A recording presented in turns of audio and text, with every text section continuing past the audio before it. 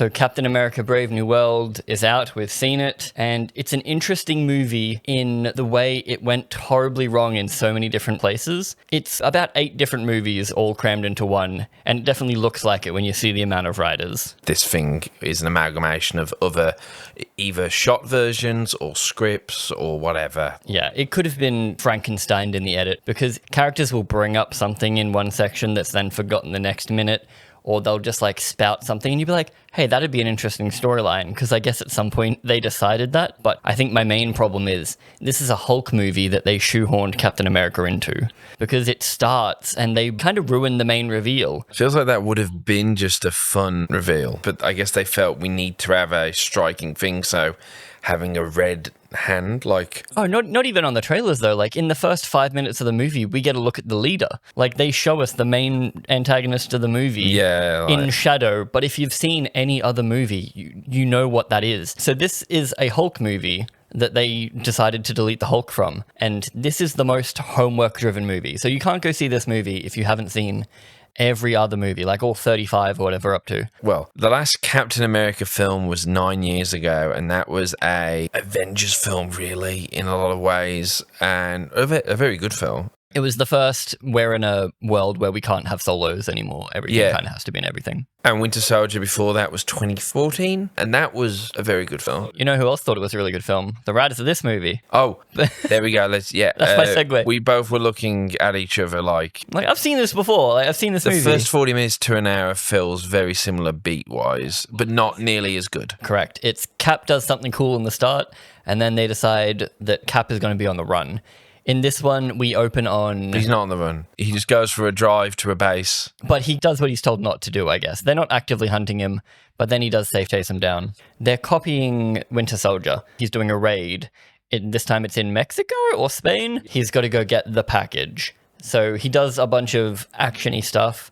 He dives down, because Captain America in 2, he dives off the plane. So, like, they've done all this stuff before. Yeah, well, both of them exist for the same reason, because before Captain America Winter Soldier, and I'm guilty of this, I was like, so good about fucking Captain America, but then I remember the Russos were saying, oh, Cap's like super enhanced in everything, cause like he's super clever too, so he like has learned all these martial arts. And that opening sequence, you're like, yeah, here's why Captain America's fucking awesome. He's a one-man army. And then you get the bit where he's using the shield later when he's chasing the Winter Soldier. So after the first 30-40 minutes, like, Cap's fucking badass. Yeah. And I immediately loved him for the character and for the fact that he's fucking awesome when he, you know, he's a human tank.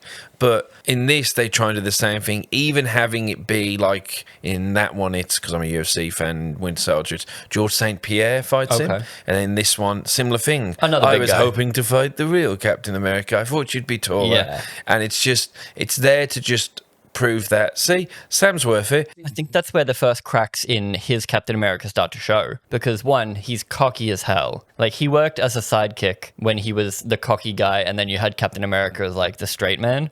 Whereas now he's a bit cocky in himself, so now his sidekick, Falcon Jr., has to be triple cocky? So that's just annoying the whole time. The film endeavors to make us think Captain America is cool. Again. And instead of so much showing us that, it's more of a look at how cool he is. Instead of just like showing cool stuff, it definitely felt like it was focused in on like, look at how cool Sam is. So he has to do a bunch of cool stuff. The guy has to come in and fight him hand to hand, even though he's unsouped. Like, he doesn't have enhancements. He fights him mano a mano, so he takes off the glasses. He doesn't have a shield. He doesn't have anything. And he just starts fisticuffs him, and he still wins because he has to win. In those Winter Soldiers, it's actually really good fights, like really good choreography. In this, it was a lot of like just punching each other till someone fell down. There wasn't any like cool moves, where in the Winter Soldier, I was like, that's an awesome sequence. That's an awesome sequence. And he's still really good with the shield.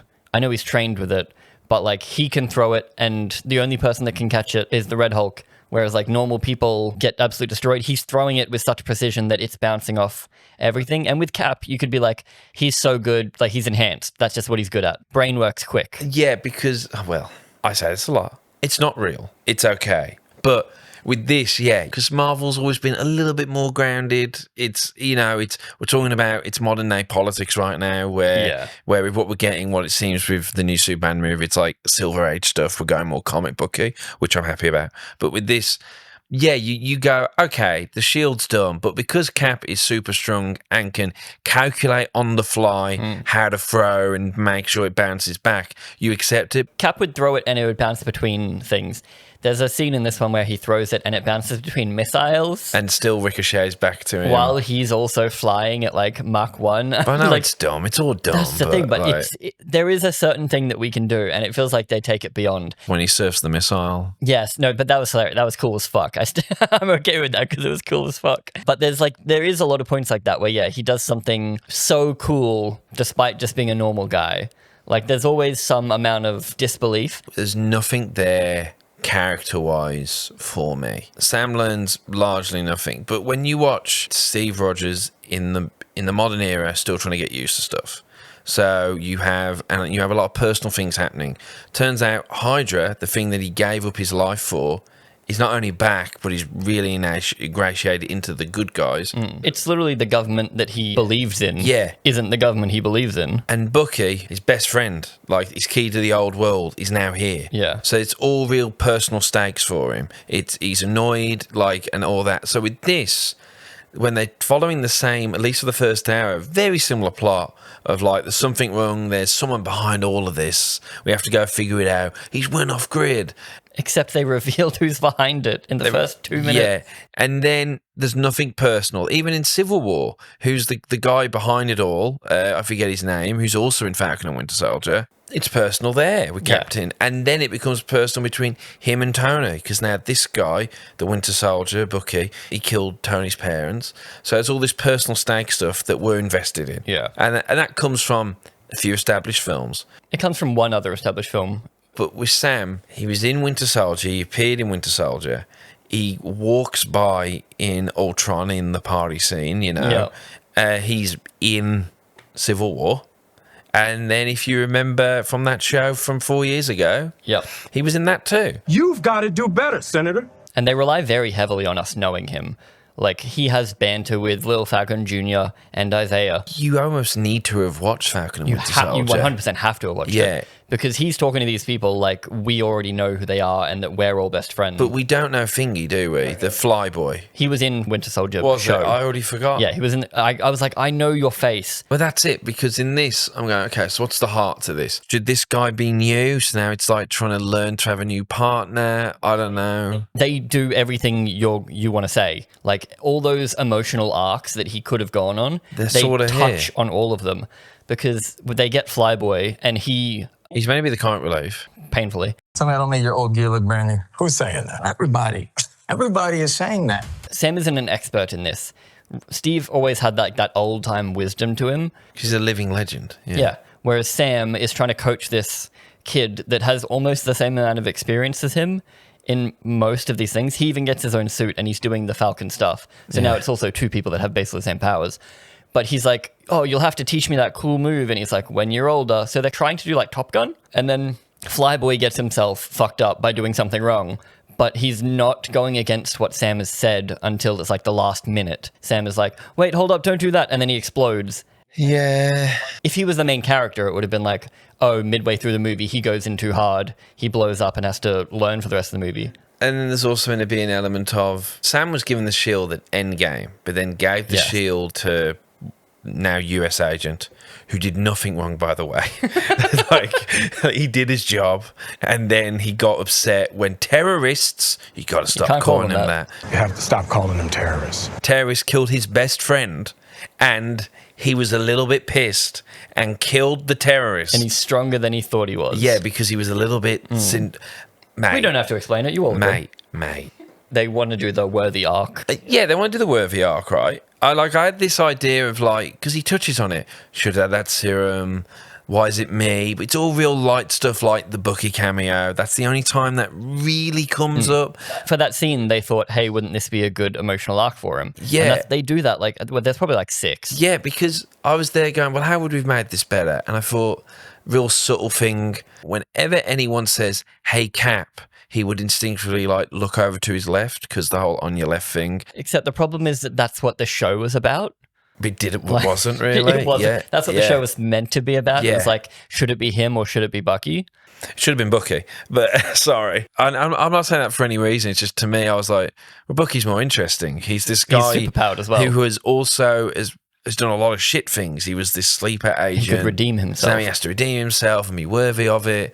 And I know in the comics, probably everyone's been Captain America, but these two are the other two alternates. Yeah. We could talk about this in two ways. That the plot isn't great and then the character stuff isn't great. And they both feel incredibly distinct from each other a lot of the time. Yeah. Like even small things like when Cap and Black Widow are traveling to and off the Bucks base, there's the whole like foot off the dash. There's like that character moment of da-da-da. Instead, you get Flyboy makes a quip. And Yeah. then Captain America goes, why am I bringing you with me? Dang it. And I think the first 20, 30 minutes I was like, all right with it. Like, we have this, then we go to the White House. It's not flowing quite as well as I think it could have been. Like the whole, we have him become president, then it cuts to, how will Captain America think? Cuts to him in a bar. It's the one time he interacts with people in the film. Yep. Like, here you go, People Cap, that aren't on the Flyboy. house. Hey, Cap. Sorry, that's another thing that annoyed me. That exact thing. He knows everyone.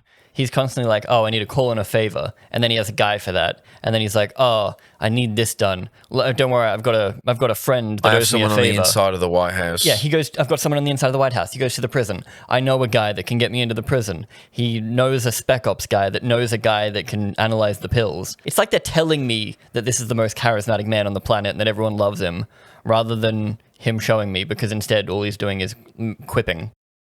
So we go to the White House. We have that whole sequence where Isaiah is mind controlled. We then have a reminder because Isaiah jumps off the balcony because he's super strong, and then he has to take the stairs. So these little moments of like, oh, that's going to be highlighting this guy. He's always one step behind because he doesn't have the serum. But I know they can't have it be he's going to have to serum up because that kind of, It goes back on their whole arc. too bad he doesn't have like the nanotech from Stark to just.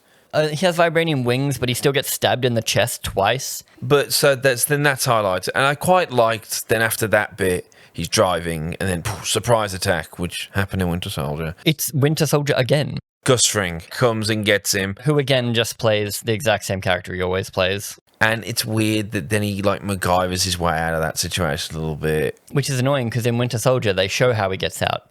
We show Nick Fury scrambling for his center console, right. using a gun to fight them off. He lasers through the floor to escape, whereas in this, the whole car blows up, and then Sam pops out of nowhere, and it's like, what? Yeah. The plot of it is they figure out very surprisingly quickly like where the base is. They both do at the same time. It's like the ultimate, the trend of the villain really wanting to get captured, like Heath Ledger's Joker. It's that, but it's even more insane. It's weirdly the opposite because he's the great thinker. He knows everything that's going to happen via statistical probabilities, but he doesn't account for the fact that two people completely separately trace the call that he made to the guy he's trying to hide from. And then when they do arrive, he has a machine in the ceiling that can shoot. Which is from 2008 Hulk, because they used it on him at the Oh, do college they? campus. That's fun. I thought, okay, that's fun. cute. But yeah, so he has multiple things in that room that could take down both of them. Later in the movie, they probably wrote this later or added it. He has a device that can sonically discombobulate anyone he wants. And surely teleports him around the country. He does do that. But he can defeat them himself easily. Instead, he says, catch you later, suckers, leaves. 6 goons come in. There's a fight scene. And then they just track him. He goes to a random person's house, kills both of them. Yeah, then he starts to teleporting around the country. It's basically, he's a fucking idiot. And he's meant to be the smartest man ever. And the plan for the last 16 years, off screen. Good plan. I was expecting him to go like, I was the one who proved the Soviet Accords. Like, all these little things have been me. Yeah. I don't know, but instead it's just, I helped him get elected. Which is also just Baron Zemo. He's a guy behind the scenes manipulating Captain America and Captain America's friends. Yes. And I'm like, did they accidentally write the same movie? But what got us both was he gets caught and he goes, wow, I statistically said there was an 89% chance that you would have turned around at Isaiah being in danger. Yes. But look at that, I was wrong. And so then it is revealed that his plan isn't to cause World War III. Even though that's what he's doing the whole time. He is 100% setting up World War What he III. wanted it was to be Red Hulk as his big debut at the Celestial Island. And he goes, hey, look, the Hulk's the president. What the fuck? And he's been slowly adding gamma to the tablets that help him live. Yes. Because he wants him to Hulk out. That's the big thing. And I guess it's meant to be the sweet irony because Thaddeus Ross hates the Hulk. Maybe. Because they do call him the Hulk Hunter multiple times. But, and we both went, but, if your whole thing is just destroying the president's... The way he does it is he gets caught, but the only way I could do it is to turn myself in. And then he gets arrested by people. And then the quickest upload in the world, news. Yeah. They didn't even check the president for comment. They It's just before threw it up Sam there. could even get Before there. Sam can even get there. It's a press conference with Thaddeus, and then one of the random reporters goes, Stearns has just been arrested. He says that you kept him hostage for 16 years We and got forced him audio to do here right evil now. experiments. And then, like, the guy had to get arrested for that. And we were saying, like, just upload to Twitter, my man. Like, make a YouTube Like if channel you've got Wi-Fi at your base where they're keeping you, that you can use to mind control people. yeah, they're seemingly at random. I think they just need to look at a device at some point. Yeah, instead of it being, oh, fuck it, I'm going to be in control. And so I've been putting, and it's just Hydra again. Yeah. But it's like, no, I specifically want to screw this guy over. Because he kept me hostage. Just, you've got all the files, you've got all the evidence. You could just upload all of this. You can also mind control the hosts of the news to, like, let you on their news show. And because you're so clever, you know how to protect it from any kind of firewalls, whatever. You're that clever. They make him so clever, it's what we hate. I've read the script. I've read all 8 versions of the script. I Yeah. don't know, but like... So, but yeah, his ending is so weird. He appears at the base where they were holding Gus Fring, because Yep. they went back there because...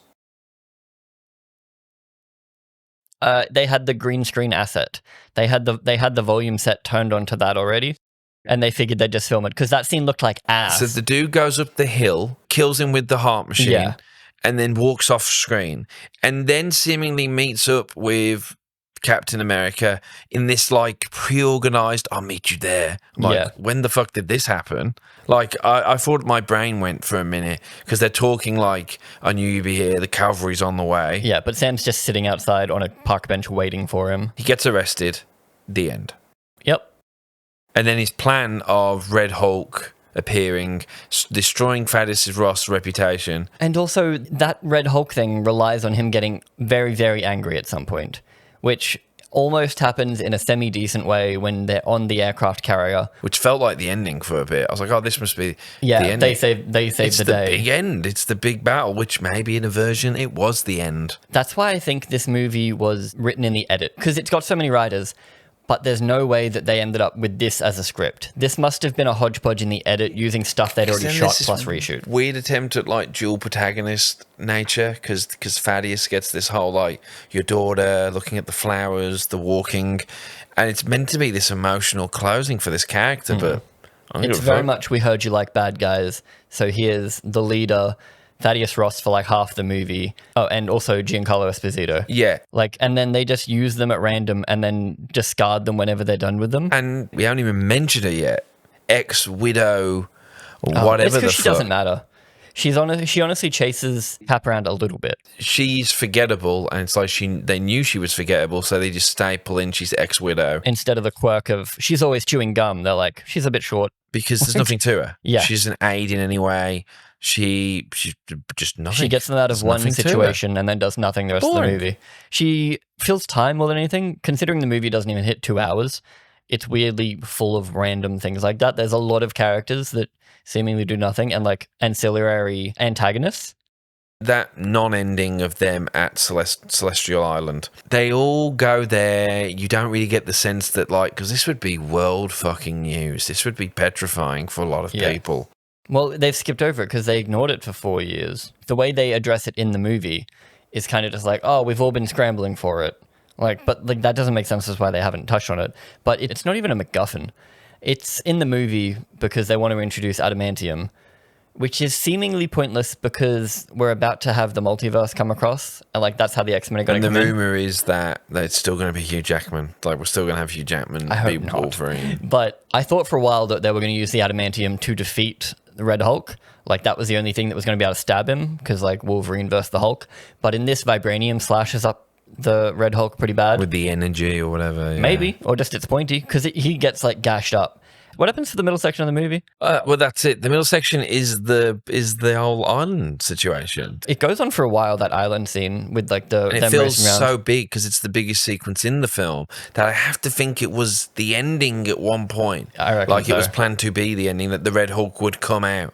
But what annoys me about an island is we never go there. We're always in the ocean around it, and they're flying around this big island. It looks like crap. It should be an interesting terrain or like a cool place to fight. Yeah. But instead, they fly nearby it or like somewhat near it at all points. Like it's always just in the background. They never actually land on it. Like you could, I don't know, surely you could fly in through its eye or something and do something cool. Surely there's something you could do that's cool with a giant celestial coming out of the planet. Yes. Like how is that not used as a set piece? Remarkably, despite it being very expensive because of all the reshoots, 350 remarkably a very million? small film in a lot of ways. There's no, apart from that big CG fest, you don't get the scale of things. Like I know they got Winter Soldier, the hangars, the aircraft hangars at landing Washington, but there's Right. still that like.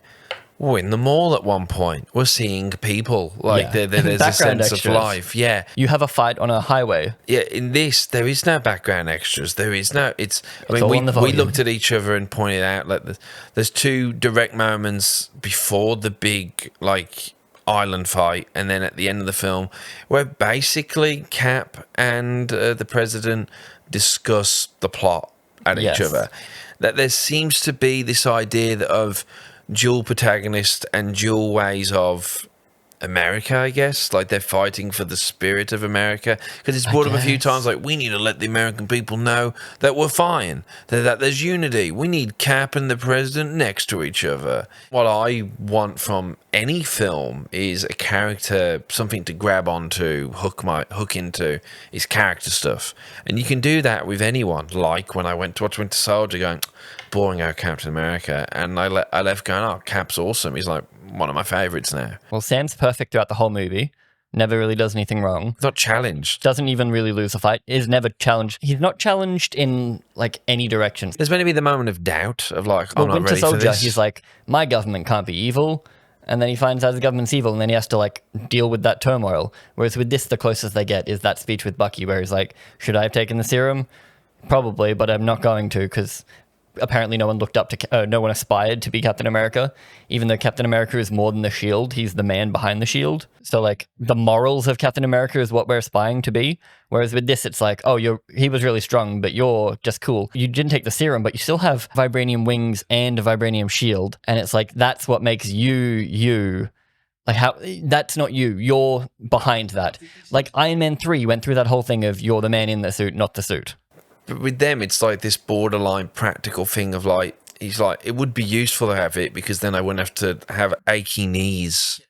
Yeah. You know, because that's the whole point of the serum, and it's our way of when we watch those films, when you see these people doing these impossible physical feats that would destroy them, you go, oh, because they're super soldiers, they get to, yeah, you can run 60 like kilometers down the motorway, Bucky, no problems. Whereas in this, the Red Hulk swings a flagpole and he grabs it with his hands.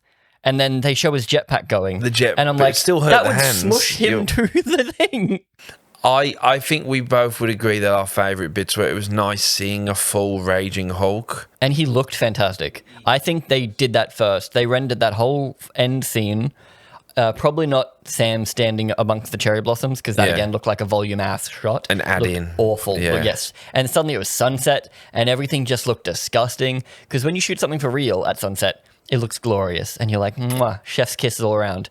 Whereas when you use the volume and start to do, it just looks murky. It was just nice seeing, like, when he did the big clap, everything gets obliterated. When he jumps off the White House and jumps again, you just see everything just get wrecked. He does the Ang Lee Hulk's jump to get places. And here I am wishing for, like, a proper Hulk film again, because this should have been a fucking Hulk movie. And so, yeah, okay, I'm pointing out, like, 10-second visual moments of going, that did look cool. The whole end section was cool. And also young Harrison Ford, because he kind of morphs into young Harrison Ford, looks like a fantastic Red Hulk. Yeah, it looked great. And Harrison Ford did well with what he had. I mean, it's Harrison Ford. I still think he slept through it, to be honest. Yeah. And he was on Air Force One and didn't make any Air Force One jokes. Like there was no get off my plane. So wasted opportunity. Like if I put Harrison Ford as the president on a plane, I'm doing something with that. Get off my plane. I feel like we're a bit befuddled, but I think this comes from the fact that there's nothing really grabby. It's bad, but it's not so bad it's interesting. It's just kind of meh. I think it's interesting how it became so bad. Yeah, the story of this would be way more interesting. I'd love to know what they had and why test audiences didn't like it, or why it needs 5 different writers to obviously have passes at it. Well, probably because the idea from the start's pretty dumb. Well, it's Red Hulk. Why are we giving Captain America? Is it Red Hulk because we need something to grab people? I think it might have been. Because Anthony Mackie Captain America isn't tracking well. But there's nothing else in the movie. There's no, like we said, there's no heart, there's no moral quandary. There's no bad guy that is Captain America's bad guy. There's not even a Falcon's bad guy. It's literally Captain America, new little Falcon, go do stuff for a bit. They redo Winter Soldier. I watched it's already been cancelled, but I think it was like a HBO series where it was like the making of a Marvel type film called like The Franchise. Oh, yeah. I couldn't help but think about these examples watching this. It felt like a very synthetic, made by a machine. A producer's made this. The director probably isn't proud of it. Yeah. And it just feels like it's something there to fill in a day. And the fact that it's been kind of dropped in February. Valentine's Day, same day as Madam Web. Obviously, Marvel's big film this year is Fantastic Four. Yeah. They're saying like Fantastic Four looks like it's this course-corrected film of, people just want good films one at a time. They don't want this interconnected nonsense. Yeah. This feels like it's the byproduct of them going full speed ahead with Disney Plus crap. We have to make this movie because we have sunk 35 other movies into the behind of it. So now it just feels like it's this, let's just get it out there. Now we've sat here trying to think about the plot, and it just feels really basic, doesn't it? White House, problem happens, go to base, go to flying section in the Indian Ocean. Yeah. Third act. It feels like they added the OG Captain America to try to give it some heart. He's doing this for Isaiah. They have a whole section where they all talk about how disadvantaged they were. What are the chances? It's a Latino and 2 black guys going to the White House as the guests of the president. Isn't this crazy? And they're very chummy about it. And that's their first attempt at, hey, this could be a thing. But then again, they forget about that immediately. I remember the Russo brothers in the director's commentary were talking about how, because the opening of Winter Soldier is the on the left stuff. They open up on Washington, you see Sam running, and then you just hear, and then he runs by and you hear on your left. And then you have that whole sequence. And then you have a quick, barely a minute talk of them talking about being home. They talk about the movies. Yeah, movies, but then the whole, you feel like you're sleeping on a cloud, like with the beds, like you used to sleeping on the floor. And they said we had to make sure that these two connected, because he has to do things in this film for Captain America, sure, but they got to have that connection. So you do it through humour, an iconic on your left thing, and then they just get on well. And, you establish it in that movie. They did that in a minute and a half, 2 minutes. In this, I don't get, you give me a whole movie with this psychic guy, don't get it. They started with them being besties because of the show, even though I don't think the show made them besties. I completely forgot. The first hour is brisk. Like, the first hour flies by. Yeah. And I'd say the second hour, you definitely kind of just like, you feel like is this the end? We're wrapping up. up. This isn't the end. Yeah. Is this the end? You're left going, see, he does feel like he's Captain America, but he always kind of felt like he was. The movie was telling me from the get-go, this is Captain America. And again, he's so self-assured. And he barely doubts he's Captain America. He believes he's Captain America. The only time he actually ever says, like, I don't know why I got this, is when he's talking to Bucky, even though that's like a repeat of what we had in the other thing.